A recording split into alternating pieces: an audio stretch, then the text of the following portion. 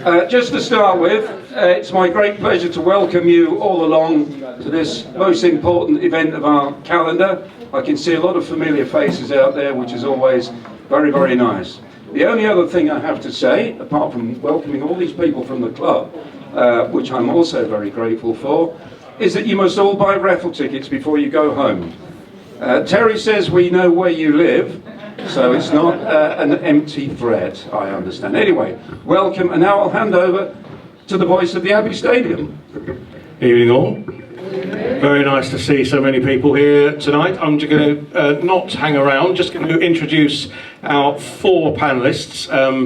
So from nearest to me, first of all, Darren Marjoram, and I'm going to ask each of the panellists to introduce themselves in a little bit more detail in a second. So Darren Marjoram, and then a man who needs no introduction, so here he is. And then Alex Tunbridge and Jenny Horsfield. So I just start, Darren, can you just say a little bit about your role at the club, just very briefly, what you do here? Yeah, sure. For those who haven't seen it before, I'm Darren Marjoram, manager of the women's team for the club. So yeah, that's everything from first team involvement and then involvement with our development team as well, but main priority is managing the first team. Lovely, thanks very much. Mark, you don't need to introduce yourself. Alex. Alex Tunbridge, Chief Executive Officer, took over from Ian Mather last April, so I've been here almost a year now. Day to day look after the running of the football club, with the exception of the football side, which sits under Ben Strang, who's the sporting director. Hi everyone, I'm Jenny Horsfield. I sit on the main club board. I've been on the club board for 3 years. And then this year we've set up a new women's board, and I chair the women's board. We brought the women's team officially into the club this year, so yeah, nice to be here tonight. Thanks very much, panel. Okay, the way it's going to work is we're just going to go straight now into 45 minutes of Q&A. What I'd like to do is, if you've got a question to ask, put your hand up and wait until I come to you with the microphone, because otherwise you won't be heard, and we are recording this for various sources. So wait till I bring the microphone to you, and then when I give you the microphone, just say who you are and just introduce yourself like that, and then we can have your question. So who wants to ask the first question? Oh, dear. Sir, there we go. What would you like to ask? Hi, I'm Connor. I just want to ask a question to Alex and Mark. Considering we don't know our status as a club, whether we'll be in League 1, League 2 next year, how will the summer look in terms of finance? Will that depend on staying in League 1 or League 2? Okay, Alex. I think there's a natural difference between the two leagues. So centralised funding will reduce, so that's Premier League and Football League money, which you'll be aware of. There's a small parachute that comes into play. For us, we're fairly confident in commercially. We think we perform quite well, even if we were to be in a different division. Biggest piece for us in the lower division would be away support. So average away attendances in League 2 to League 1 is a difference of 500, but we'd be fairly confident that the home support would be quite strong. So naturally, we'll be planning for both scenarios. We prefer not to be, but it'd be prudent to be doing that, which is what we are. So hopefully not too much in terms of income that we can't rely on, or variable income, but there'll obviously be some of that centralised stuff that we know we won't receive. So yeah, there will be effect naturally, and I suspect that will be equal to other clubs in the league below as well. Mark, do you want to say anything on top of that? Evening everyone, by the way. Thanks, Connor. Probably the only thing I'd say is, I think that the obvious is that we want to try and finish the 9 games off as well as we can, and while it's still possible, we want to be in the race as much as we can and keep. I've challenged the players to take it to the last week, because the last week is now Accrington, Burton and Forest Green, so we've got to try and see if we can still be in the race come then. But the long and short of it is, I think we're in an incredible position as a club. Next year will be my 14th season here employed, in my second spell, and 4th season going into the head coach role. So one thing I'm really sure of over that period, we've never been more stable. We've never been more fortunate with the owners and the situation we find ourselves in. So in previous situations when the difficult times come, I think there's been a bit of panic. But the best thing about our club is that there just isn't any, and the continuity, stability and investment and ambition of the owners is incredible. We are really, really lucky to have them, and the biggest thing I think is that regardless of the division we're playing in, and we all know where we want to be, we'll be absolute. We won't be scraping around and scrambling as a football club. The plan won't change for the long term. Their vision and idea of what the club looks like will be exactly the same. And I think many of you have been there a lot longer than I have, and through the worst times. And CFU's obviously carried out an incredible role throughout that time. But we're in a position at the minute that I don't remember being in, and I think we're really lucky for that, and it gives us a real chance to keep developing as a club. Yes, sir. What would you like to ask? It sort of leads on to financials. Oh, sorry, Paul Moffat. I noticed at the end of February there was £1 million worth of shares sold, or 20 million 5p shares. Was that from our American friends?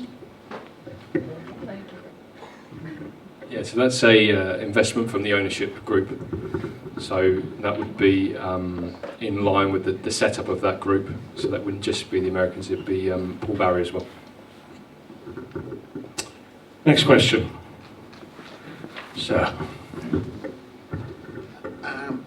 Mostly hi, Mostly Paul Evans. This is just aimed at any of you, really. I was just interested in how your faith, your politics, your moral compass, your ethics inform, guide and direct what you do at the club.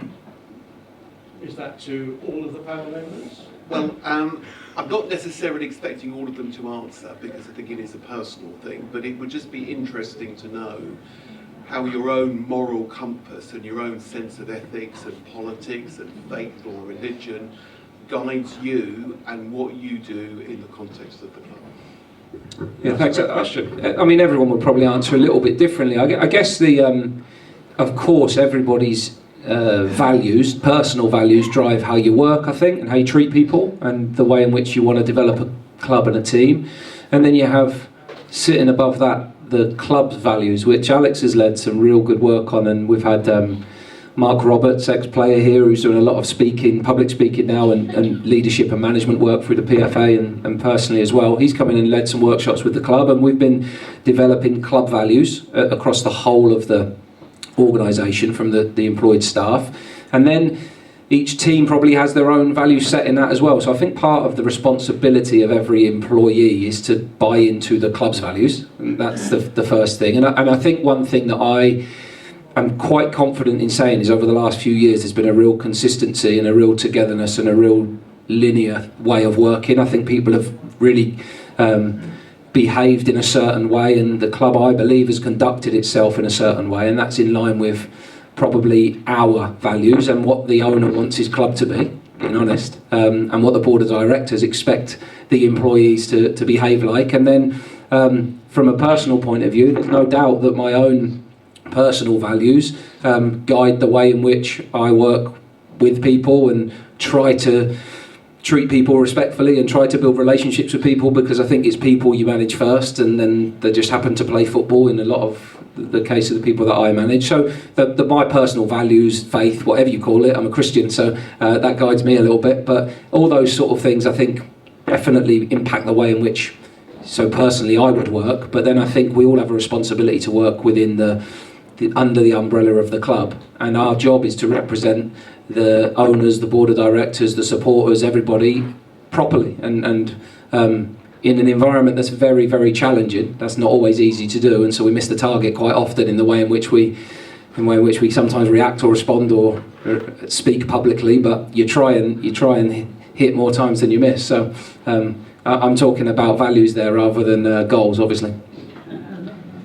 Do any of the other panellists want to add something quickly? Sure. I first became involved with the club 7 years ago, initially through the Community Trust.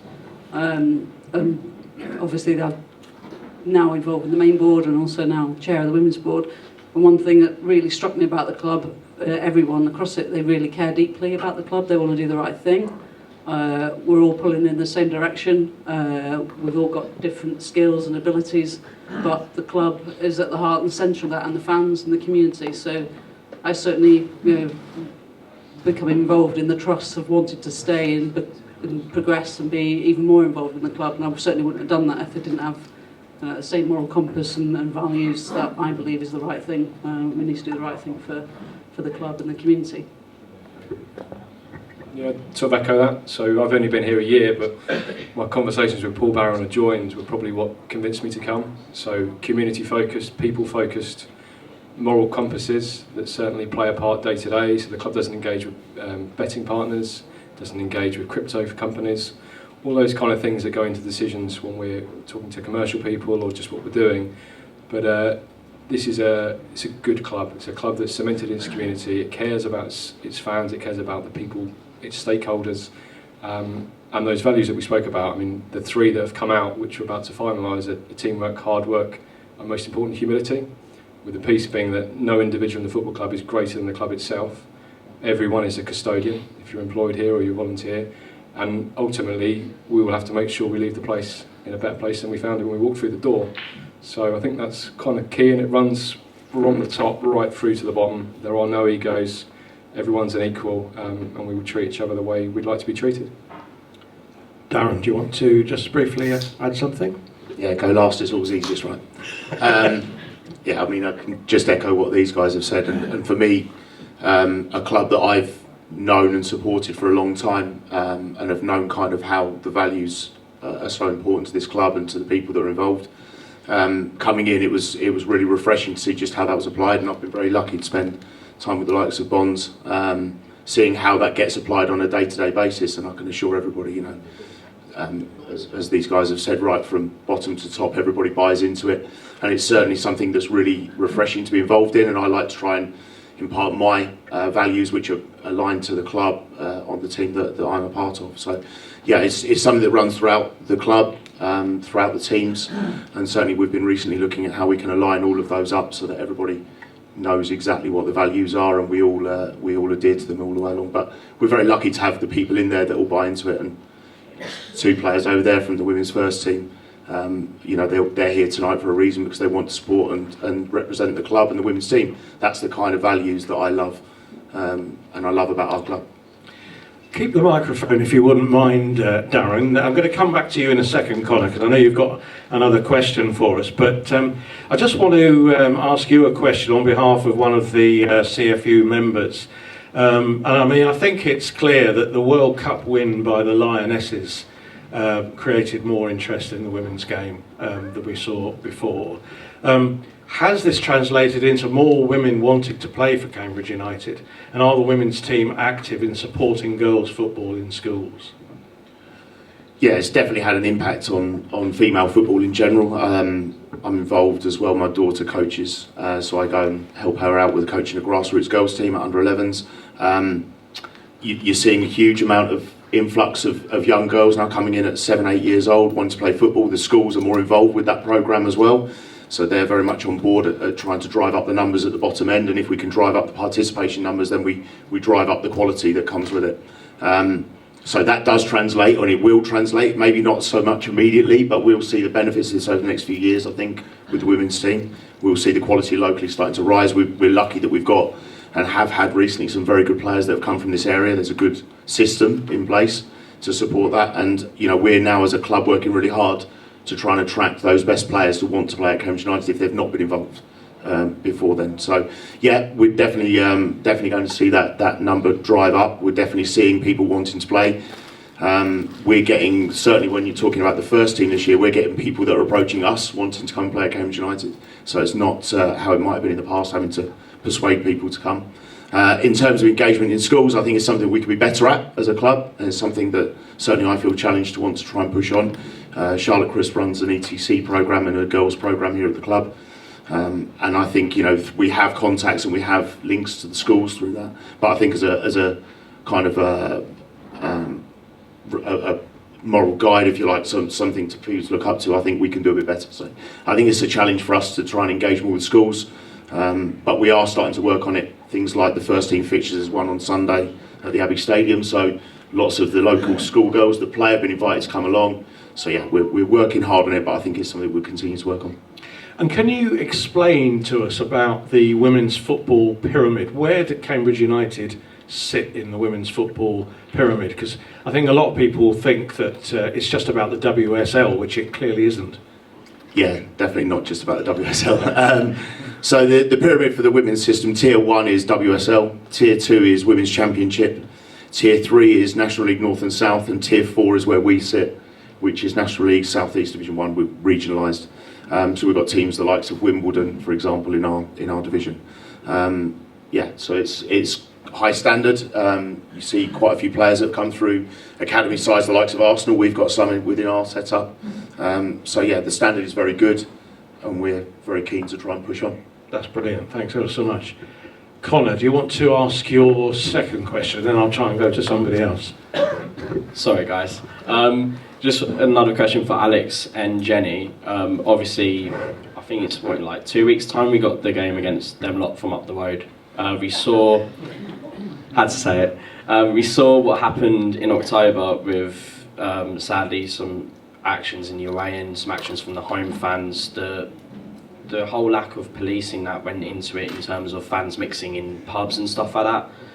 As a fan who knows people who were affected that day, what are the club looking at to make sure that our fan base is safe on that day, in terms of like bubbling the crowd, having parts in the South Abbey and main stand where they can't throw pyros at fans and stuff like that, and just in whole, what are the club looking at to try and make our fans as safe as possible? So we've probably been working on this since the full-time whistle went back in October. Firstly, we can only control what happens on our footprint, so everything outside the footprint's in the public domain, so that really becomes a police matter, and we've been working with the police quite closely, particularly since the turn of the year, to put in plans what we need to do. From our perspective, we will have increased stewarding, significantly increased stewarding. We'll also have an increased policing presence in the stadium, additional searching, but equally we're going to try and tackle this slightly different. So we will open the gates earlier, we're going to bring more activities in earlier, we will try and make it feel like a big occasion, so try and take some of the animosity away slightly. But equally we've put in a lot of checks around how we've sold tickets, some of the ticketing checks we do. We'll be sharing all the ticketing data with the police so that we can run records against police records. So there'll be an awful lot that will go along in advance of the game. In terms of the specifics, so Cambridge is quite a difficult city to police. There's 2 train stations, there's a city centre and there's a football ground in 4 completely different locations. So that will bring its challenges. But we're confident that we are doing everything we can to ensure that the Abbey Stadium is a safe place. Kick-off time is obviously earlier than planned, and there's a lot of restrictions in the city centre around drinking and things like that. And as we get closer, we'll probably divulge a few more details. Certainly for now, we can't, because we might compromise things. But what I would say is we've had some big fixtures here this season, some big crowds. We're getting great crowds every week. I think the average is up over 400 people, 6-1. We've had gates of nearly 7,000 on 4 or 5 occasions now. So we're used to putting on big games. Lots of those teething problems we saw in the summer are gone. We know we can handle 6,000-7,000, so we're confident we can try and do that in the safest way possible. Yeah, I think from a board perspective, as Alex said, I mean, fan safety is one of the top priorities for us, and a standing item that we talk about every month. And as Alex said, from the final whistle of that game, we made sure that we'll do whatever we can do to make sure everything goes off safely on the day, and hope that everyone can come and enjoy the game, which is what we want ultimately. So, but yeah, thanks for the question. Okay, who's got the next question? Anybody? Gentleman at the back, just coming to you. Okay, say you, Derek Potter. Derek Potter, any news on the development of the stadium? Alex? Progressing is probably the best word. So it's quite a complex transaction, going back to September. Lots of pieces of land that weren't registered, and that all had to be done, and a really good process with Grosvenor. They were very kind to the club, not only in the transaction but also how they supported us. We've got a few little bits and pieces that are going on in the background in terms of some of the legalities with the land. We're having conversations with people that might help support us in those developments, whether that be commercial or whether that be community focused. Probably the latter is where we'll go. And those discussions take time. So you may have seen we've just got permission for the training ground, for planning permission there for a new building. That's progressing quite a bit at the minute, and that's our main focus. We'll probably update people on that at the end of the season, but a lot of time and energy and finance is going into that. And secondary to that is the stadium development. But we know we're going to do the Habin first.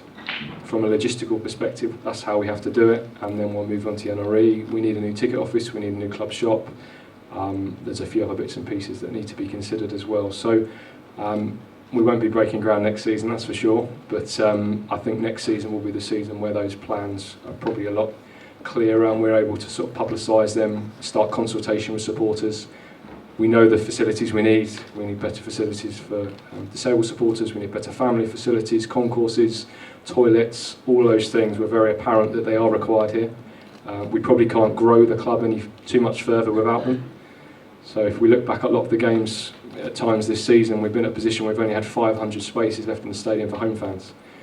We know we need more seats because we're selling them out every week. So there's lots of things we can try and do in those designs to make sure we can take the club to that next level.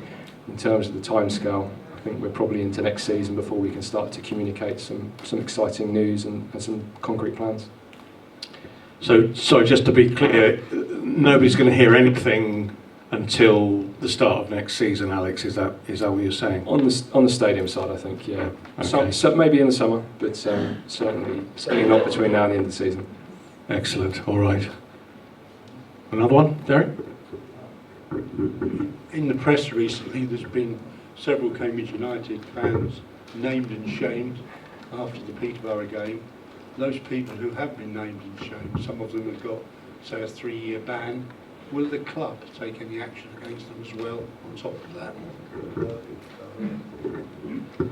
Did you catch the question? Yeah, so I think the question was, will we be putting any further sanctions into anyone that received a banning order from the That's right, yeah. Will the club take any action on top of what's happened to them already? Yeah, so we would, in those circumstances, we would, during the period that the ban was taking place, sort of the 3-year football banning order, we would have the opportunity to review evidence and make a decision as a football club. So I think those bans only went in place last week, the majority of them. There's still a few cases that are still going on in the background. We've launched, publicised a supporter sanction policy, which went to the shadow board, which we're really keen to do. That clearly sets out the ramifications of people's behaviour as a Cambridge United supporter. It very clearly sets out what will happen to you if you breach any of those ground regulations. And I think we'll probably get to the end of the season before we deal with the individuals from that game. But certainly, it's there, it's very clear, it's very simple, and the behaviour that we saw won't be tolerated, and we'll be very strong on them. Thanks very much, Alex. I'll come to you in a second. So I'm just going to interject with a question from Colin Harris, who asked for a question to be put to Mark, and it just takes us back to footballing matters on the pitch. Last season, Mark, says Colin, you wanted a relatively small squad to ensure togetherness and the importance of every player to the setup. Bearing in mind the horrendous injury list badly affecting our season, will you opt for a larger squad next season? Well, we did. We had a larger squad this season than last. We've currently got 30 professionals plus a number of young ones, so we've never had more players. We've also never had more injuries. And I think that the issue with a lot of the injuries is twofold. One, quite a lot came in the same position at the same time, which is horrible. And we've very rarely had short injuries. They've been pretty catastrophic, quite a few of them. And the number of players missing for large periods of time has just decimated us, really. So there's only so many you can take and so many you can have in the squad. We did carry a bigger squad this year. But in the end, one of the major issues I think in teams, and we've seen this over the years, is the more players you have, the more problems you have. It is as simple as that, because the more that aren't playing, the more they're unhappy, and then the bigger the squad is, the more cliques there are. Misery loves company, so the unhappy ones find other people to be unhappy with, and then any chance of building spirit and having values disappears quite quickly. So I think, firstly, we'll always edge on a smaller squad for those reasons. Secondly, because we'll never be the top budget in our league, and we have to make our money go as far as we can. And the bigger the squad, the less quality we can probably carry. We're not in the same fortunate position as others, but we have to try and strike that balance. We also have to hope that we find a clearer run in the injury front next year than we've had this year, because that has been a big issue for us. And probably the beginning of a lot of our problems this year and challenges has come from that. So one of the things that we've ended up with is, because of when the injuries have come, we've now got, I think, 10 defenders that are capable of starting in the games. So we've never had so many options. There was a time in the year where we had lots of defenders unavailable, and then lots have come back at the same time. And as that's happened, a lot of players at the top end of the pitch have got injured. So we're a bit heavy at the back end of the pitch, and the balance has never quite been where we want it to be. But certainly next year gives us an opportunity to. A lot of players are out of contracts. There's a chance to shift and change the squad around a little bit, and we'll try and build it the best balance we can, and find that balance between covering ourselves in the case of injuries, but we should never attempt to have the largest squad. And actually, there are rules around how many players you're allowed to register, how many players over a certain age that you can have. So in order to fulfil the rules, Adam May isn't now on our squad list, so he wouldn't be allowed to play. Obviously not fit, because we would have too many. So we are at the maximum squad size, but it just so happens that quite a few of them are unavailable to play. So we've got lots of players, but very few options, I think, is probably where we've found ourselves, which is unfortunate, obviously, and quite frustrating for all of us. But we have to try and cope with that the best way we can, and then build the best squad in the best way we can going into next season. Thanks very much, Mark. Sir, you had a question. Yeah. Frank Pearson. I suppose I wanted to put it to Ben Strang, but he's not here, so I'll put it to all of you. Paul Mullin, Jack Iredale, we all understand that we couldn't hold on to them, but why didn't we offer Wes Houlihan a contract, or did we?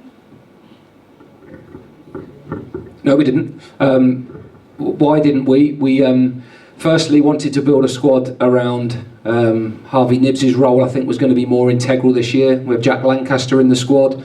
I think in retrospect you look at it and you can always say the ones that aren't here. I mean, Wes is unbelievably talented. I think he's the best player we've had here in my time watching. And his influence in his first season was incredible, and was probably less influential in his second season. And then you make a call as to where you think someone's at physically and how much of a part they can play in the squad, and the influence if they're not playing and training regularly. So that's the decision that we made, and you can ask Ben the question, but it was my decision, so I can tell you the answer. That's why we did it. I decide the players we sign and we don't, and Ben works really hard to try and help them, but I know there's been a lot of confusion over the years around who signs the players, but don't be under any illusions. Oh, no, not financial. We had a bigger budget this year than last year. Still very low at this level, but we've increased our budget every single season. Obviously, the constraints, us compared to everybody else, is pretty significant. Okay, I've got a question here from Tamsin. Hi, this is mainly aimed at Mark. Given the success of the youngsters lately, are you going to be looking to include them more in the first team squad? Because obviously they've done really well, and we've kind of got an issue with the strikers at the moment, not scoring goals, and obviously the kids are. So will you be looking at putting them in the squad more? Okay, good question. Yeah, the youth team have done very well. There's a fairly big jump from under 18 football to first team football and League One football, and I think our academy's improved over the last few years, but the level of football they're trying to get to has significantly increased as well. So the gap's actually got bigger for them to try and jump up, and playing youth team football and doing well is fairly significantly different to playing first team football and doing well. So if you look at a number of really good talented young players that we've had, Ben Timper, go back, Harry Darling, those boys, actually coming in and influencing the team and playing in winning teams doesn't actually happen very often. So Harry Darling's journey actually is he had to go through some horrible moments in order to then come through them. So the time of when you play young players I think is really important. The expectation on them is if we expect them to come in and win us games and keep us in the league, I think that's really difficult. And there's probably only one striker in the youth team at the moment, Brandon and Njoku. No one else is a striker. So that there is only one player there in that level, and he's not at the level of our strikers at the moment. He's some way from that. So he's done very well in the youth team, but there is a really big jump between the two. And I understand the response to that, but I've worked every level, 18s to first team, and have been the academy manager and youth team coach that's desperate for young players to play in the team. So I think I'm pretty well judged to call that as to when I think players are ready. I was the person that got Harry Darling started in the team because we thought it was the right time for him. But I think knowing that time is quite important, and calling that right is difficult as well. And we see the players every single day, so we sort of have a really good understanding of where they are, and there's none of them at the moment that are going to go in the team, start and help us win. There is a bit of a jump between the two levels, but they're certainly in a brilliant position, and it's the best youth team we've had for quite a while. The fact that some of those boys are playing on loan in the Conference South, and the year above them, like under 19s, 20s, we've had some play in the Conference, is the best loans pyramid we've ever had. Liam Bennett was our first loan into a Football League team. That was like massive for us. So that played a huge part in his development this season. So we feel like they're making good progress, but we have to build the steps from 18s to first team to try and help them get there. So I would absolutely be certain that in the next 3-4 years, some of those boys will play in our first team, but I don't see it being in the next 3 or 4 weeks. Okay, thanks very much. Anybody else with a question? Sir. Yeah, David Holland, just carrying on for that, Mark. Are we actively trying to hang on to any of those youngsters? Are we having conversations with them? Because we see them, I've seen the youth team play many times, and okay, there is a big difference, I understand that, but are we actively trying to hang on to any of them? Yeah, I mean, I can't go through the discussions of where we'll get to with those players and who we will be offering contracts to, but that will be a squad that we want to keep a number of those players in, and a number of those that come into the end of their scholarships will be with us next season beyond and beyond. So yes is the answer. A number of those players will stay, and we're not actively looking to move them on or to sell them, certainly. So we want to try and keep them and build a route to the first team for them for sure, because there's a number in there that we think could go on and do quite well for us. So hopefully come the end of the season and those sort of discussions come up, we can announce some good news about a number of those boys staying with us, and some of them have been here years, and it's just like the next natural step for them to be here for another couple of years of their development in a bit of an emerging talent under 21 type group. That's the next stage for us to try and develop that next level, to create a bit of a better bridge between the 18s and the first team. So we're doing a lot of work on that at the moment, and a number of those boys will do well. But yeah, we're really pleased with some of those, and depending how the season ends, there may be one or two that come and play a little bit with us, but there's certainly some that are doing great. You know, ones that get forgotten a little bit. Mamadou Job's gone, he's playing in the National League and he's doing well. He's in a team that's finding it really hard at the bottom of the league, but it's a brilliant level for him to be playing at 19-20. So we're really pleased with his progress, and Liam Bennett's a really good example of that. But it tends to be a little bit more that it's 19, 20, 21 that they start to really establish themselves in the first team rather than 17 and 18. Yeah, okay, thanks so much. Thanks very much. I'd just like to ask Jenny a question. Jenny, the fans-led review, we've seen and heard a lot about it. We've seen the Premier League club's response. But given Cambridge United's got a central involvement in the fans-led review, how would you like the shadow board at United to develop? Yeah, I mean, as you probably heard from Godric many times, Godric's done an incredible job, you know, kind of leading the input for Cambridge United and more broadly.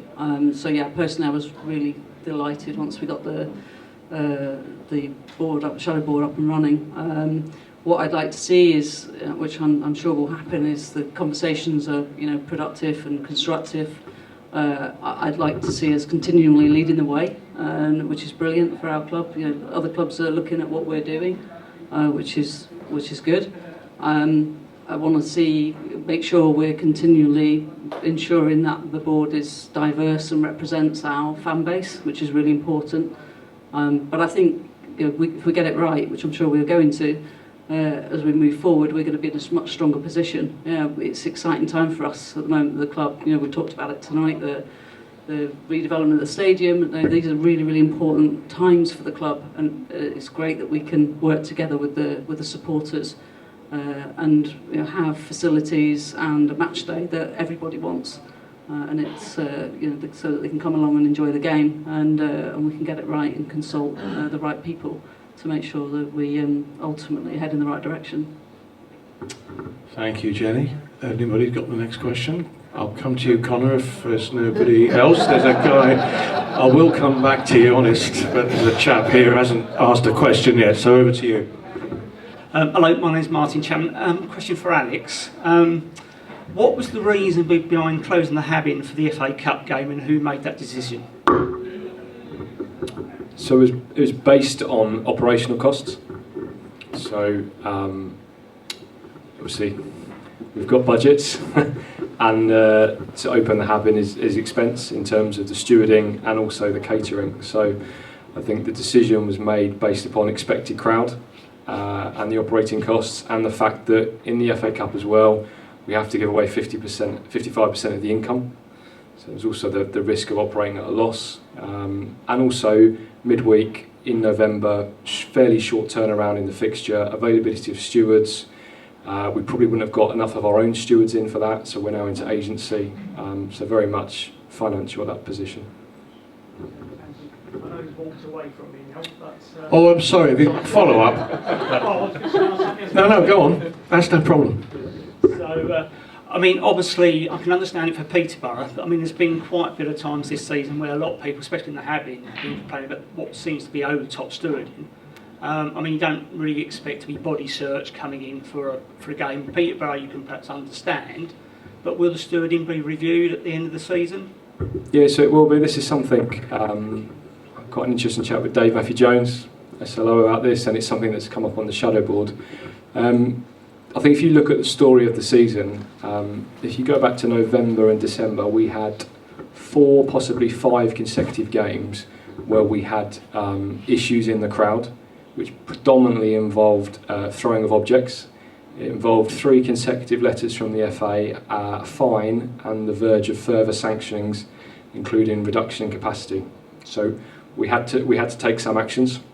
Those actions naturally were to increase searching. If we could increase the searching, reduce the number of potential items that could be thrown, then we should see a reduction in what is thrown, and we had to increase the stewarding provision as well.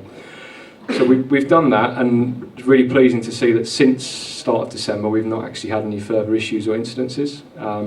It was asked the other week, would we reduce that? Probably not between now and the end of the season. It's something we will do.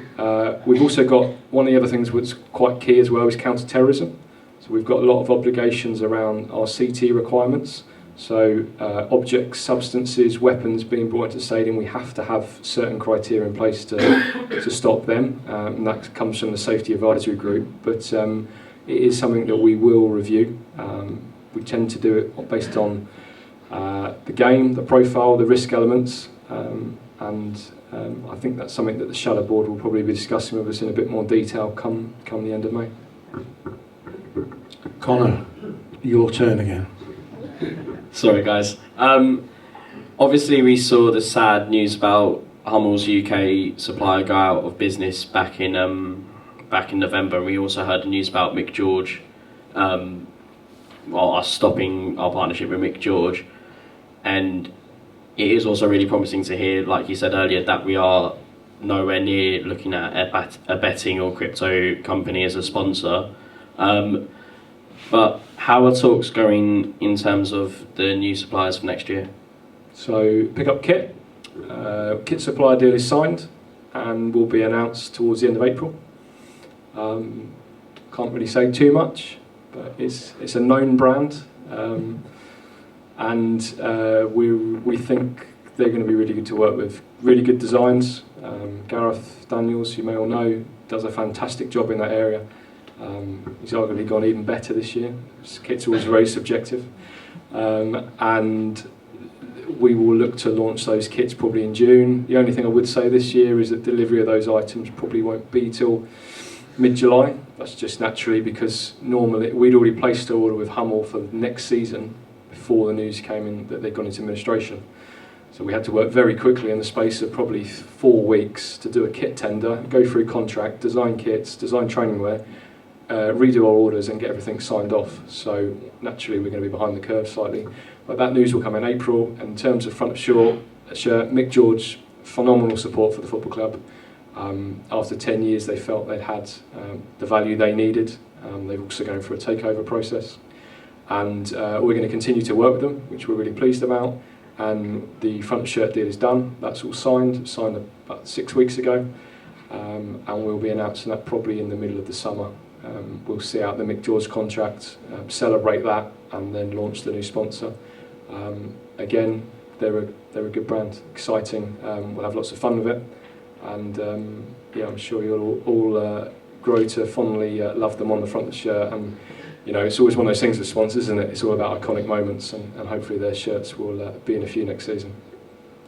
I'm personally looking forward to the replacement for the Skip Challenge. Yes, Paul. I hear rumours that there might be a possibility of a redesign of the club badge. How's that progressing?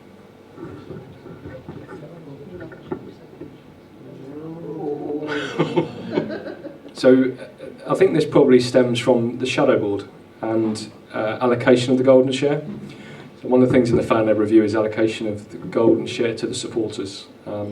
At the minute we're working out how we do that. So if it was a single supporters group and it's got its own constitution, that's fairly easy in that we assign the power to that group and then we put in place the golden share.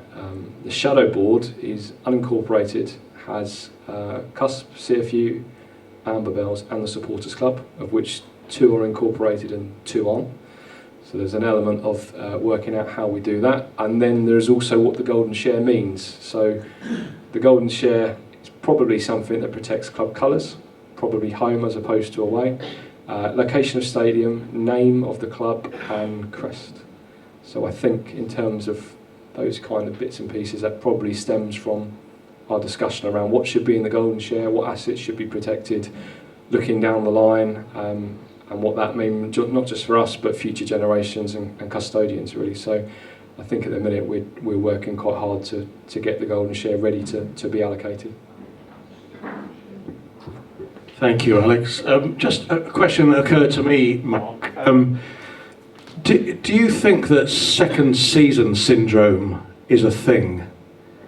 Or is it a psychological made up thing? I came up with some wonderful stats in the summer to disprove it, and now I'm not so sure. Wow.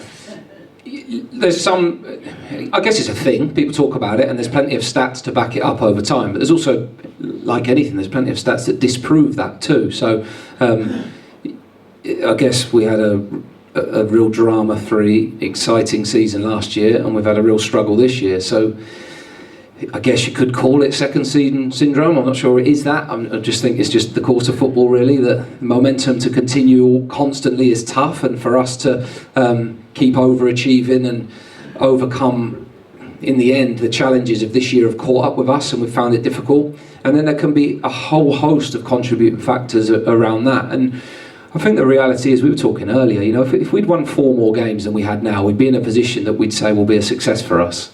And if you go over the season, you can probably pick 4 games quite readily. You can probably pick 4 in the last 11, 12 games that we probably should have won. And in the end, we haven't, for whatever reason. There can be lots of reasons. Sometimes we haven't played well, sometimes the opposition have just been better than us. Sometimes some decisions have gone against us. You know, the goal disallowed at MK Dons that would put us 1-0 up we've been sent the apologetic email to say it was a wrong decision from the referees. Just like that doesn't make it any better, does it? No, it doesn't make it any better. Just like the email from Forest Green when we'd got the equaliser and lost the game late on, and there's loads of those situations. And I think what you find is you get to these stage, and you know, in the seasons where you've got real momentum and things are for you, you find ways of winning those games, and then you win games you might have been really close. And you know, you think about the promotion year. How many games did we win in the last few minutes of a game? It just happened lots. Yet this season we've lost a lot late on. And almost the reverse has happened, or we've found a way to lose games. And so there's a whole host of reasons probably to why we find ourselves where we are. While there's still a chance, we've got to keep fighting in the last 9 games to try and stick with it, because we've certainly loved being at this level, but developing to be a club that can really achieve ourselves and status here regularly is what we're trying to build. So we'll keep scrapping on for that this year and hope that it doesn't turn into second season syndrome, but whatever it is, we'll go away in the summer, try and get better as we do every year, and try and make sure next season's a success. That thing about lots of last minute winners from last season, do you think that's psychological, linked with confidence, and therefore that maybe this season the reverse is true? Definitely. I mean, I think when you get into a habit of winning, it's a brilliant habit. When you get into a habit of winning games late, you just always think you'll win. And you know, the best year was the promotion year of that. Like, we just never thought we wouldn't win. I used to get slaughtered for not making subs when we were drawing in 10, 15 minutes to go in those games, but we had Houlihan and Mullin and them on the pitch. They were going to score. Like, everyone knew we would score, and so that belief was just completely different. And then the reverse is also true. So we've certainly found that really difficult throughout the season. It's been a big problem for us. But there is no doubt that plays a huge part. Confidence does play a huge part, and it's very difficult to try and turn things back in your favour when you're in a difficult spot. But you know, I do look at the last period of games, probably 12 games. I mean, we've played really poorly in a couple, or we've played really poorly for half of a couple of those games. The first goal's become probably too important in the games, because there's been a bit of a belief that if we score it we can win, and if we don't we can't, and that's probably just the cycle that we found ourselves in, but we've got to try and get ourselves out of it pretty quickly. Thanks very much. We're coming to the end of our time. Does anybody, apart from the gentleman in front of me, have a last question? I'll take one from the man in the pink shirt, and then I'll come for your last question.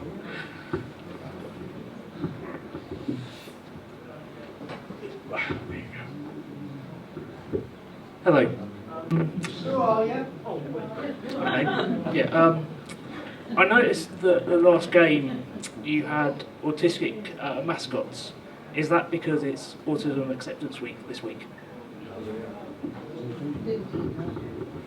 It was EFL Inclusion Day actually that Saturday, so that was quite a large part of the day. The whole day was about inclusion and everything else. So yeah, I guess that their campaign ties in with that. But I think one of the overriding factors of the club is, we've always said this, we want to be a really accessible club. Part of that is facilities based, which is why we've got to improve on those. But part of that is just opening the doors and saying everybody's welcome, and therefore the behaviour of everybody that comes here is really important. And that's why we think the way in which we behave, players, staff, and treat people is really important. Otherwise, you can very quickly become the sort of place people don't want to come to. You know, Conor talks about the fans, and I can feel in the room that there's a real resentment to those supporters that muddy our name and make it a place that you don't want to come to when they behave the way they have done. So that's why as a club we never want to accept it, because we want to be a place that everyone loves coming to and everyone feels like they can come and feel welcome at. And I think one of the big things the pandemic taught us is you can't beat it. You just can't beat being in the stadium with your mates, with your muckers, with people that you want to watch the game with. It's just incredible. However bad it is sometimes, it's still, you want to be there. You want to be there and you want to enjoy it. So we have to make it a place that everybody feels they can come to. And actually, win, lose or draw, they want to come back to. And that, I think, is a big thing of the owners. Make match days a place and an event that you want to come back to. And I think that's how we build the base. So we have to build everything to try and do that. And part of that is just a culture and a mindset that we want to try and develop. So I took your question somewhere else there, but I think it's a really important point. I think the overriding arch of our club is we can't be less than 3 o'clock on a Saturday, because it's kind of why we're here, but we can be more than that. And I think that's what we're all trying to really work towards. Just to add to that, because the display by the Pan Disability team at half-time was to fit in with Inclusion Week, but it was also that Pan Disability team at Cambridge United have been going now for a year, so it was a good way of marking a year. So I think that was absolutely inspirational. And I do have a man here who's got a bit of paper that says, "Can I have the last question? It's a soft one." So here he is. Hi, Nigel Pearce. This is a leading question. Mark might know the answer to this. We'll see. Does the club know it's got a big landmark coming up next season?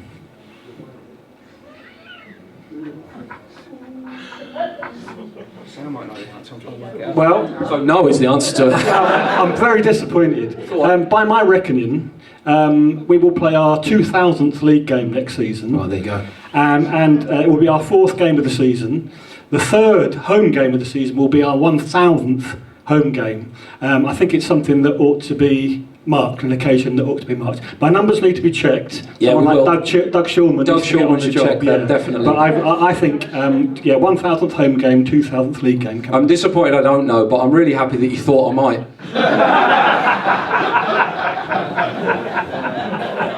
Well, that's a couple of milestones to look forward to next season already. That's a great way to end, I think. So I'd like to thank you for all of your questions, and I'd like you to thank our panel, who have been fantastic.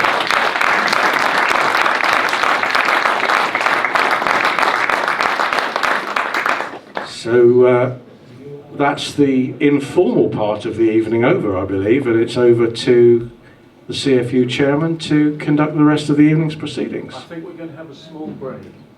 They're going to have a small break. Okay, if we can make a start then. We have apologies, first of all, from Leanne Huff, Andy Jennings, Patricia Williams, Emma Smith, Ben Phillips and Gina Heath. They're the ones that we know about. I'm not proposing to dwell on the minutes of our AGM last year. They are available online, as indeed all our minutes are. So I'm going to go straight on to the annual report, which I've tried to make as brief as possible. It's not my habit, but I've been told that the business part of the meeting isn't always the most enjoyable bit, so I'll get through it as quickly as I can. It's actually very nice to be reporting on what I think's been a very successful year for CFU, but you can be the judge of that. Before I mention some of the things that we've accomplished, I think it's appropriate to mention and remember for a moment those members of CFU who've passed away during the last 12 months. And I include from knowledge Terry O'Dell, who many of us knew, who died in July 2022. Trevor Lowe, who I met at a cricket match in New Zealand, of all places, wearing a Cambridge United shirt. Gordon Stamp, and most recently Barbara McNally, who I think everybody knew by sight, who died earlier this month. CFU couldn't achieve anything without all its passionately committed members, and we are really grateful for everything they brought to us and to the club. I'd also like to make a point of thanking Dave Matthew Jones for his massive contribution to improving the lot of fans as CFU chairman, FED, and currently and very successfully as supporters liaison officer. Everyone here will know of and admire his ceaseless efforts to help the club and to help fans. I'd also like to mention Nigel Brown in Dispatches, who spent many years on the CFU committee. The point of this meeting is to be answerable to all of our members and to practice our belief in complete transparency. Terry's amazingly detailed emails certainly do that, and our brand new website and Facebook group have given us even greater opportunities to let everybody know what we're doing and why. If you haven't looked at them, give them a whirl. Leanne would certainly be very pleased, and so would Terry and me. We publish minutes of our meetings, and anyone wanting information about our concerns and policies can find it there. In addition, these outlets have resulted in questions from members about ticket priority, the closure of Habin South, and stewarding issues. These were all raised with the club and answered fully and very quickly. I've said many times that our relationship with the club is currently better than ever, and there have been many instances where mutual cooperation has been extremely beneficial. This does not mean that we would always necessarily be uncritical. We pride ourselves as an independent organisation which puts fans' interests first. Indeed, I think that's our unique appeal. Nonetheless, I must say there's been much to praise and very little to be critical about. In the past, the phrase critical friend has frequently been misunderstood. I've always thought that only your very best friends are the ones who will tell you the truth. We're always grateful for that, aren't we? The headline story saw us spending £30,000 of the money received for our shares on the NRE fan zone. The committee had felt for some time that the money was best spent on something which would benefit club and fans alike, and the opportunity to help bring this project to fruition was just too good to miss. The NRE contains many of our most passionate and voluble fans, and proper provision for them has been lacking for far too long. Since opening, the weather has been far from kind, results more so. But I'm sure that the fan zone will be extremely popular for some time to come, and it was great to see Mark Bonner at the opening, a gesture which shows how important fans are to the club. The CFU Caravan, which has been an essential point of contact for fans, has seen its best days and needed replacing this season. It's been replaced with a brand new cabin in pride of place by the club shop and amongst a great deal of activity at the front of the ground. It's a place which raises our profile amongst fans entering the ground, where programmes are sold, where away travel arrangements can be made, and a myriad of questions raised. For a time, it wasn't clear how we might replace the Caravan, or even if a place could be found for its successor at the front of the ground.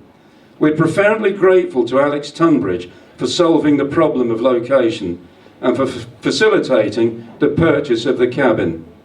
I think it's vital for us to do our job, to have a highly visible point of contact which all Cambridge fans know about. I'm pleased to see that our venerable Caravan is still in use as a programme exchange. That's recycling at its best. Away travel run by Gina and Dave Matthew Jones is another massive success story. It had been thought such a service could only be run at a loss.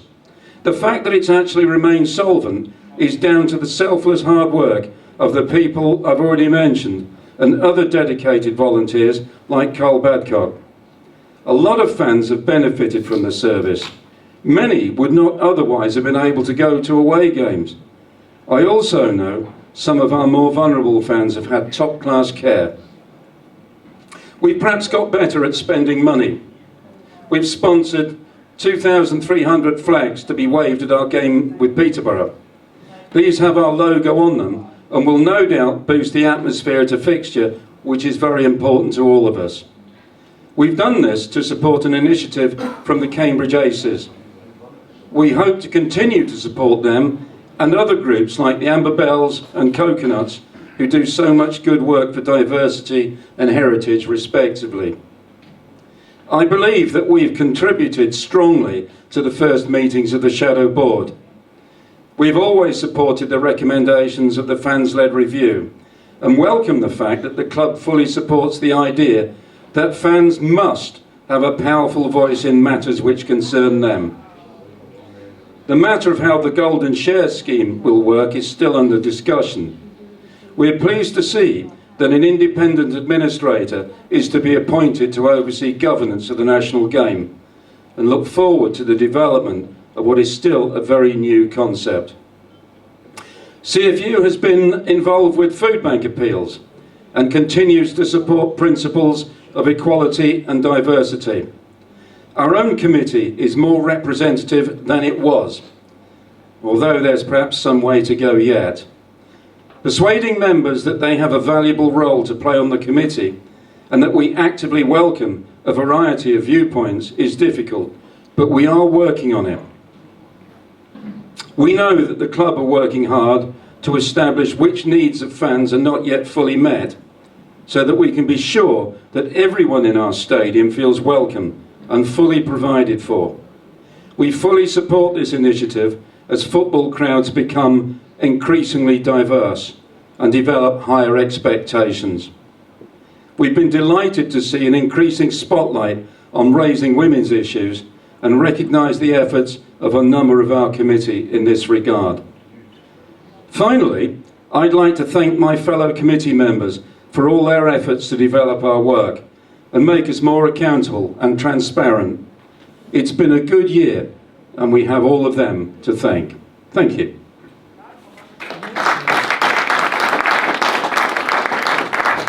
And now, Mr. Wilby. Is this the good mic? Yeah. Yes, lovely, thank you. Right, membership report. Membership is currently 329. That's 128 adults, 61 OAPs, 11 young adults and 129 life members. Pardon? What? Really? Do you want me to repeat that? Yes. Can you give me those numbers? I'll give you those numbers. Just for those who haven't seen the minutes of last year's meeting, the similar figures were 363 total. And we've got more life members, a couple less OAPs, a few less young adults and a few less adults. So as Andrew has said, we want to increase membership, but particularly a demographic that is somewhat younger than myself, Colin and Andrew and some of the other board members. A reminder to update your contact details so that we can be in contact with you. And of course, you probably know that I send out regular emails. If you don't get them, you've probably got a spam filter on or something, because they are wonderful emails. I hope you will enjoy them, those who get them. If you don't get them, then let me know and I'll see if I can find out what's going on there.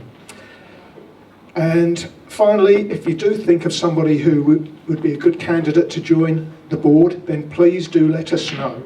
There's probably plenty of parents who've got kids, grandkids even, who may well think or be able to persuade them that CFU is a good thing to join because of the things it does for the club.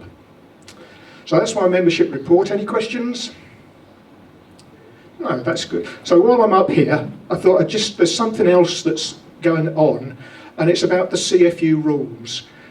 CFU rules have always been in line with the model rules from Supporters Direct, and they're registered with the FCA, the Financial Conduct Authority, and that's why Alex mentioned about it being an incorporated group. The Constitution was updated in 2018 due to legislation change, and Supporters Direct was the sponsoring body.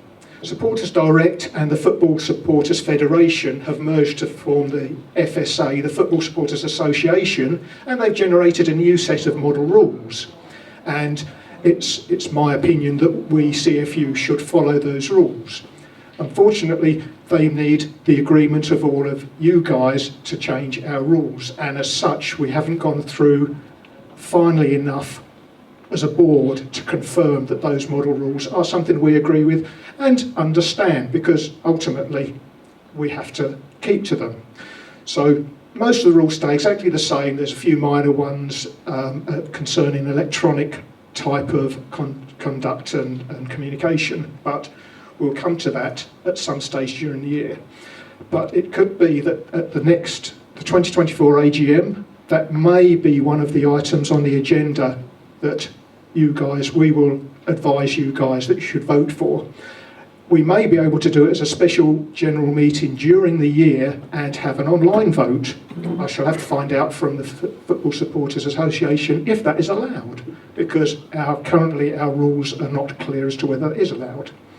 So that's just a heads up, so that we may be wanting to change the rules at some stage during the summer, but we shall be letting you know what those rules are as soon as we can.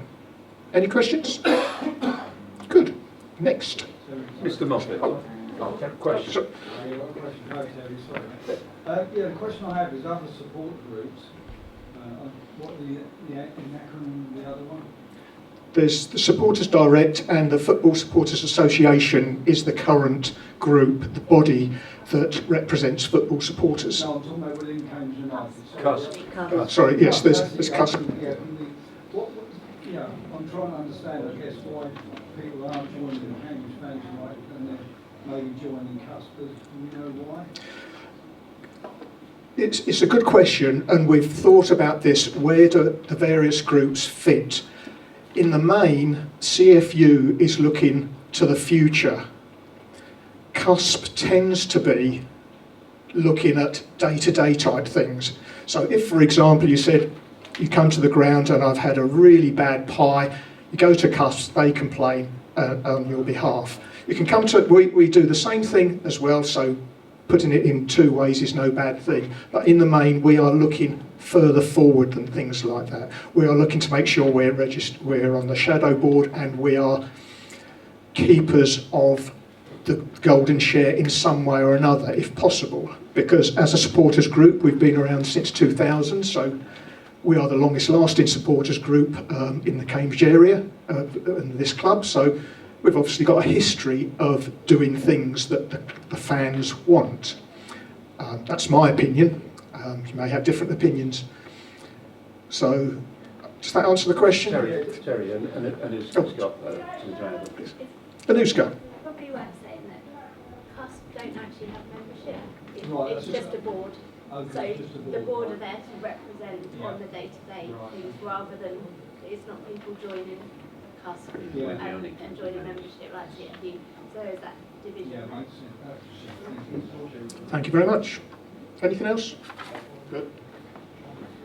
I might just add coconuts. Don't forget them. They look after our history. Very important group. Okay, finances.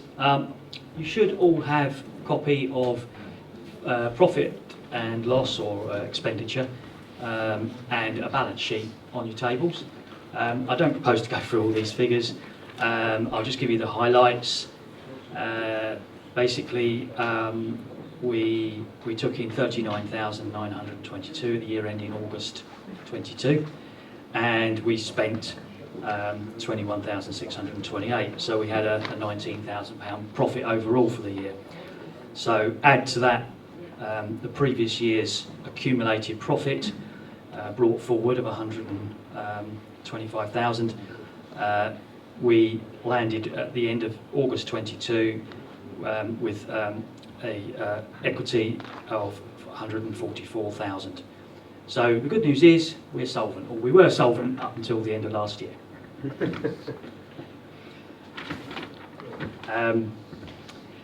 That really is all I propose to really go into. You can see the detail of what was spent and what we received in income. If there's any questions, then please do. You can either ask me now if you've got anything that you want to ask me, or please do come and see me afterwards. Yeah.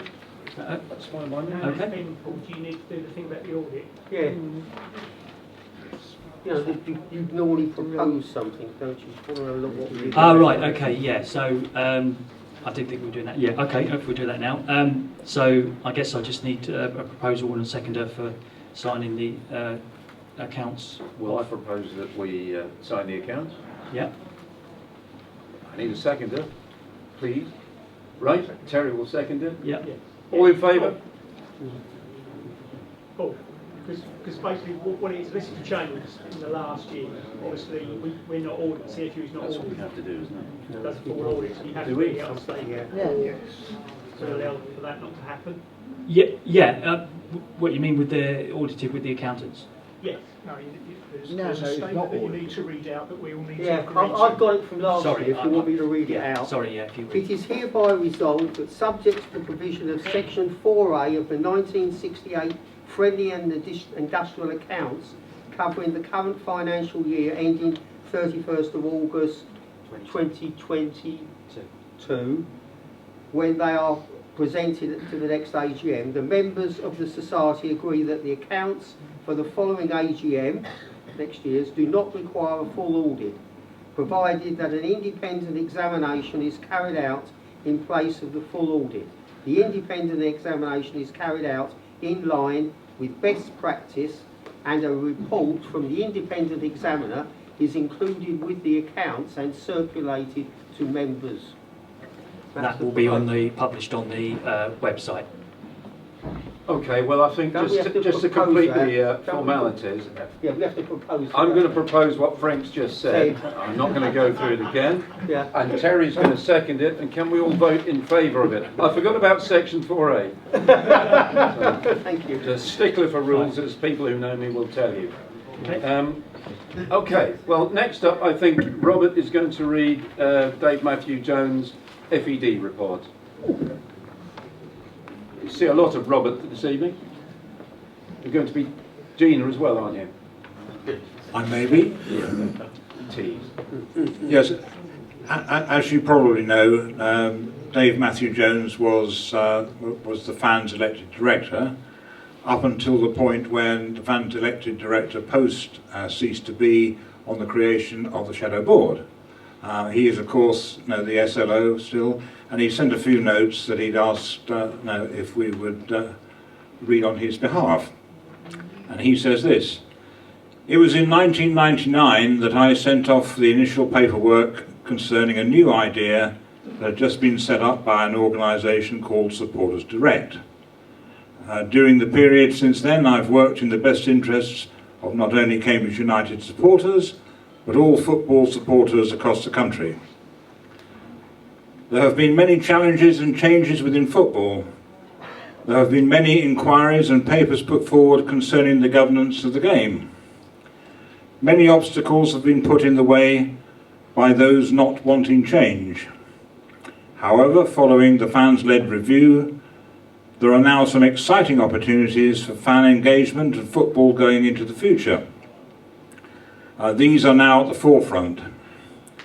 Hopefully everyone involved will grasp the opportunity with responsibility, vision and maturity to ensure that they won't fail.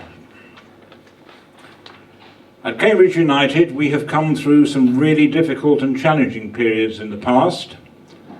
We can now look forward to the future where we own the Abbey Stadium once again. There is ambition once again to improve the facilities both on and off the pitch.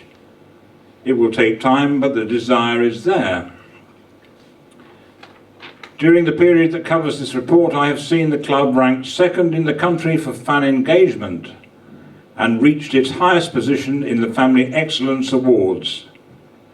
Great strides. Although I am no longer involved with CFU, having left the group, I will still work hard for all supporters at the club in my role as Supporters Liaison Officer. I will also continue to help to advise supporters of other clubs through the Football Supporters Association and other supporter-related groups when asked to. My goal is still to make Cambridge United the most welcoming, diverse and friendly club where everyone can enjoy their match day." Thanks, Robert. Do I need to go through this? The election of Trust Board. You just have to. We've got one other new person that's been nominated tonight. Right, I don't think I need to trouble you with the detail on here. We'll be publishing this on the website and on Facebook as well. I think we have one new nominated member, is that right, Frank? Yes, someone called Connor O'Reilly. Well, we've heard a bit and from you've heard of him, Connor during the evening. He's been proposed by Ben Phillips, okay, and Terry Wilby has seconded this chap, and he has also filled in a form that I confirm compliance with the CFU Constitution, which states, and then it goes on, and sort of thing saying he's not a discharged bankrupt or anything like that, it's okay. But we're going to let him have, if it's with your permission, I think you'd like to say something, wouldn't you? Yeah, I'd just like to introduce myself. Yeah, Okay, please do. He's certainly got very powerful backers.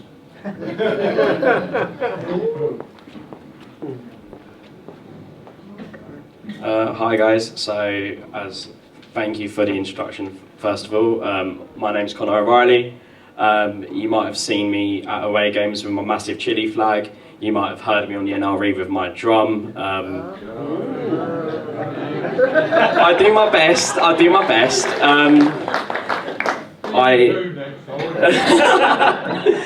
It's harder than it looks, trust me.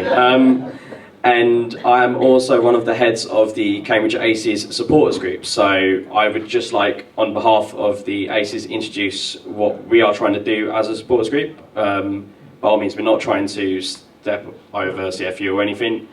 We're looking to improve the atmosphere and bring more colour to the NRE and to the Abbey on a match day.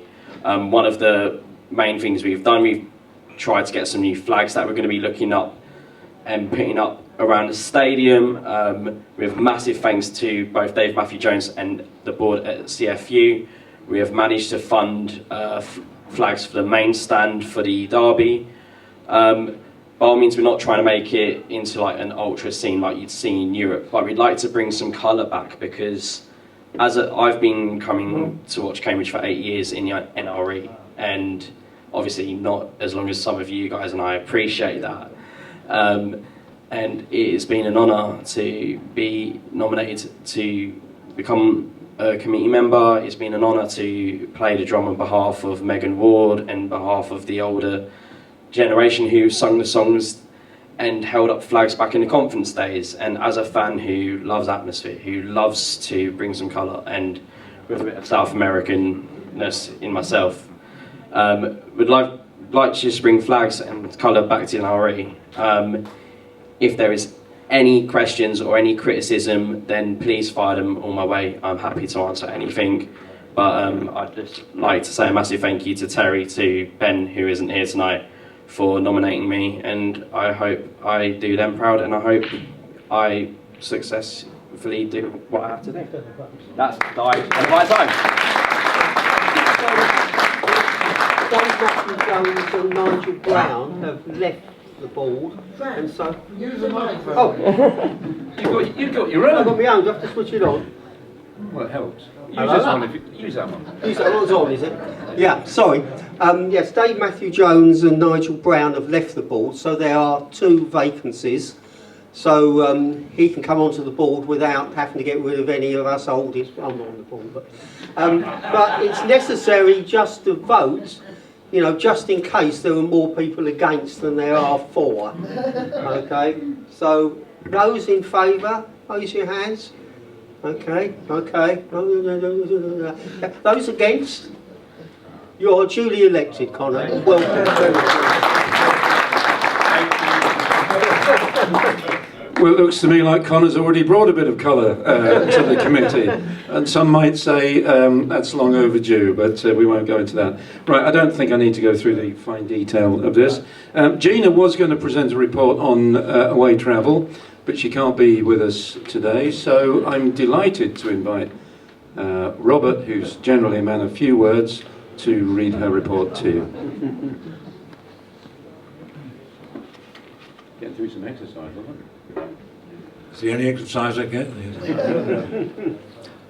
Yes, her report for the season so far. She says, our aim is to provide an alternative option for fans to travel to away matches. We have succeeded in running coaches to all away games this season, including Curzon Ashton in the FA Cup and Arsenal in the FA Youth Cup. Our away match to Fleetwood was called off when we were 30 minutes from the ground.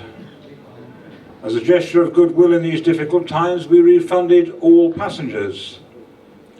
We've been able to achieve this without making a financial loss to date. In part, this is thanks to Coversure Insurance for their sponsorship this season, and East Sussex U's and Worcester U's for their continuing support again this season. Although there has been an increase in cost of the coaches, with their support we've been able to keep a lot of the prices the same as last season, with the exception of a handful of trips. This season we have sold in excess of 1,400 seats so far. Interestingly, our service caters for 10% of away attendances on average. Thanks must go to our 300 plus passengers for using our service, and to Graves of Ely Grays of Ely for being so professional and flexible with our bookings. Thanks also go to Dave Matthew Jones, my sidekick, without whom this would be considerably more onerous. And to Carl Badcock, Richard Toombs, Robert Osborne, Colin Proctor and James Taylor for their help with stewarding various coaches, ensuring our good service is maintained. Finally, I would like Mark Bonner to know that our fans really appreciate the time he takes to jump on our coach to have a chat, and to the players who end up posing for selfies with our passengers when both of our coaches stop at the same services on the way home from a match. Thanks, Robert. My reading skills. He's been taking lessons somewhere, I think. We were due to have a Coconuts report, but I don't think that's available or happening. I ought perhaps just... Oh, I can say a few words. please do. I know that Coconuts isn't part of CFU, but they are very close friends of ours. Please do.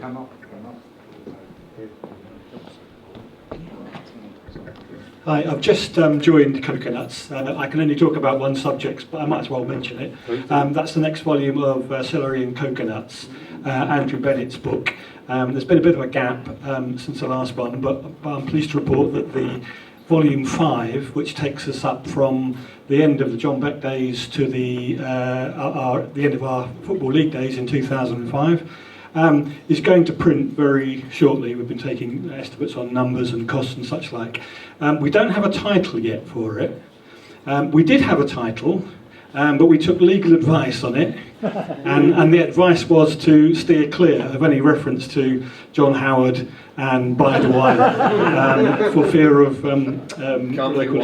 Yes, so Pat Morgan in particular, I know is giving thoughts to a title. If anyone's got any suggestions, then please let us know. And work has just started on volume 6, which won't be the title, but it will be the conference years. Again, not very good on the pitch mostly, a few trips to Wembley, but a hell of a lot, as always, with Cambridge United going on off the pitch that needs to be recorded and reported. I wouldn't want to add to that debate, but John Howard once memorably said to me, fans don't know what's good for them. I was wearing a yellow T-shirt at the time which said, we want our stadium back, which he took exception to. But there you are. You can't please everybody, can you? And now, Carl Babcock to report on another big success story, the lottery. Good evening, everyone. Hopefully most of you know about the lottery by now. We've been running since 2012. We're currently up to 407 members, which is good. They've got the banners up there and for promoting us at the moment. We've got 2 targets. The first target is to improve the fans' experience as much as we can by funding whatever we can projects-wise. The second target is to support local charitable good causes, charitable and community projects.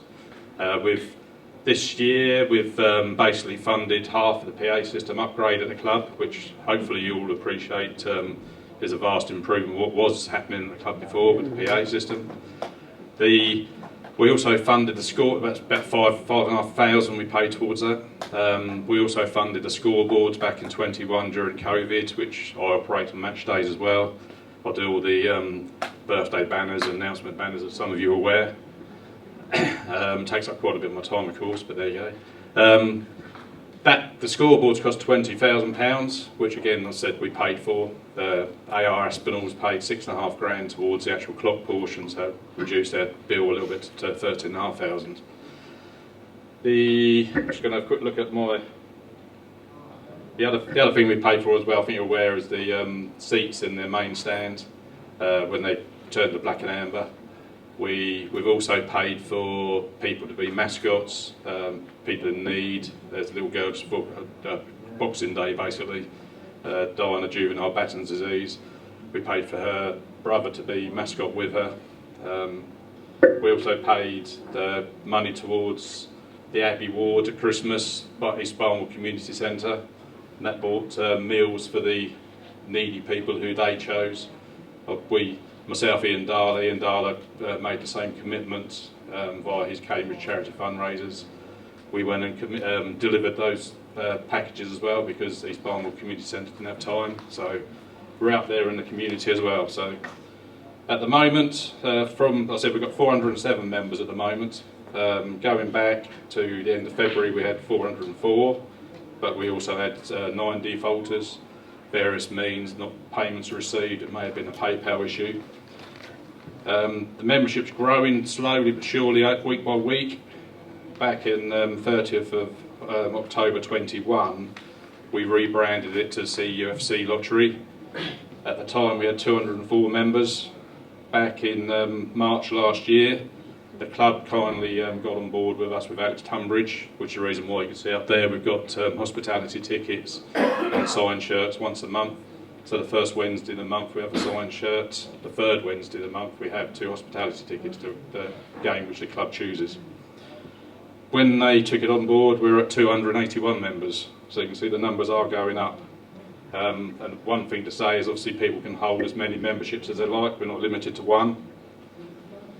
Balances, which, because I haven't got anything handed out to print out, in the we call it prize distribution funds and cost funds. So in the prize fund, we've currently got 18,000 in there. The cost fund, which is for our minimal cost, which is 2.5% of what we take, is £591. Out of the prize fund, by the way, that is 47.5% of the takings. 50% of the takings then goes to distribution fund, which is for the prize fund, sorry, the local good causes and the fans facing experiences. The jackpot prize at the moment for the Abbey accumulator, which is drawn on a Friday, is currently sitting at £1,150. Monthly turnover is just over 3,000, which is just under 40,000 a year. And the last thing to say really is each 100 members which we take on board makes another 5,200 distribution funds per year. So developments throughout the year, there's been a lot of increased social media promotion from the club regarding the lottery and the winners. The fact that clubs supply us to sign shirts and hospitality packages obviously proves they're behind the actual scheme as well. Membership's growing. I'll say once we exceed 410 members, and we're currently at 407, we'll make a third £100 draw on a Monday. And you can see up there that we have 2 £100 draws on a Monday. And we actively encourage all members to provide any ideas they have for any community charitable good causes, and anything they can want to see improve fans facing up the Abbey. So just help us spread the word about the lottery, please. Thank you very much.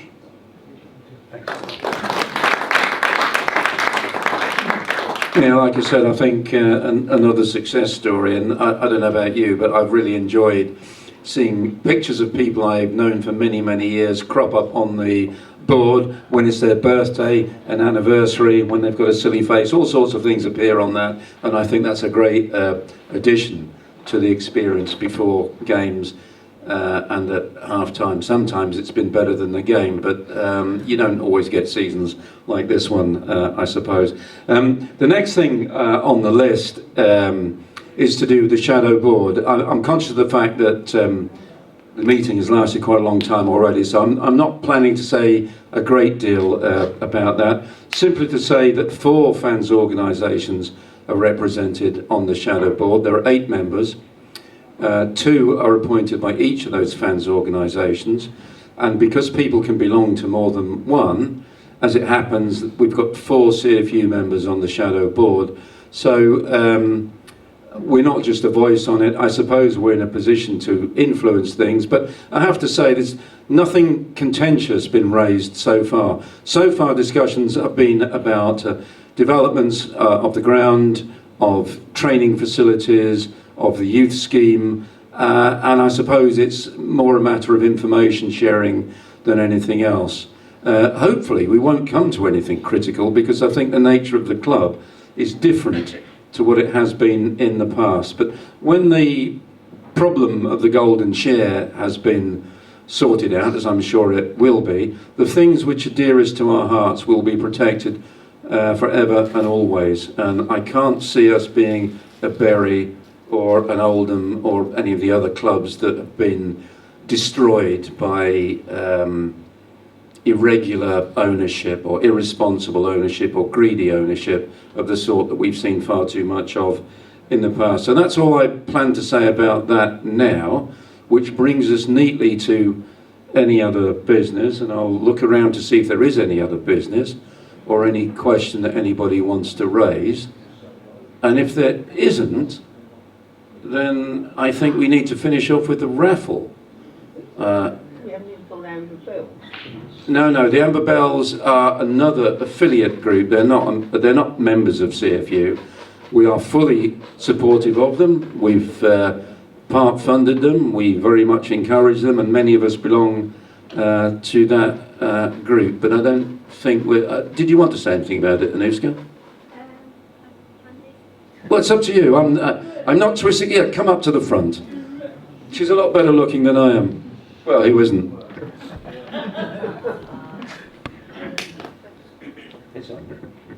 Okay, so Amber Bells have had a good year. One of the main things that we did was put on a female fans forum, which we did with the club. We spoke to Alex and he was fully supportive of it. We didn't get a huge turnout. We got a bit of criticism for it on social media as usual. Where was the man's one, etc., etc. But what we was trying to do, we wasn't trying to exclude, we just wanted to give some female fans a voice, a safe place to chat, and actually from it we had a really good success story. There's a lady that usually comes with her 2 daughters but can't actually sit with both of them because one of them has a wheelchair, and from the discussion that she then went on to have with the club, she this season has finally been able to sit with both of her daughters. So if it hadn't been for the fans forum, she probably wouldn't have had that voice, so that's really good. We've also sponsored 2 players from the women's team, and we've met up with them. So we're just hoping to continue these projects and give female fans a voice and a safe place. And the good news keeps coming, doesn't it? That's marvellous. It's no wonder we're so keen to support the Amber Bells. They've made quite a difference and will continue to do so. Well, looking around earlier, I didn't see anybody in a big hurry to raise any other business or ask questions. That being so, Carl, would you like to come up and we can draw the raffle somehow or other? So, okay, I'll take one. Better not be my ticket. Actually, I don't know what it is. Oh no.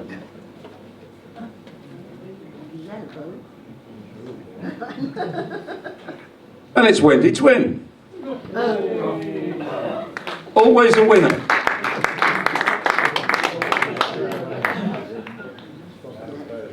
Do we want to say what the prize is? You can't remember what it is. It's lottery membership for 6 months? 6 months. Yeah. 6 months, yes, so very generous. Okay.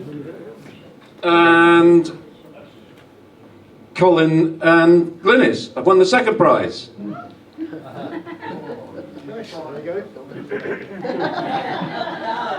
So let's have some tumultuous applause for Colin.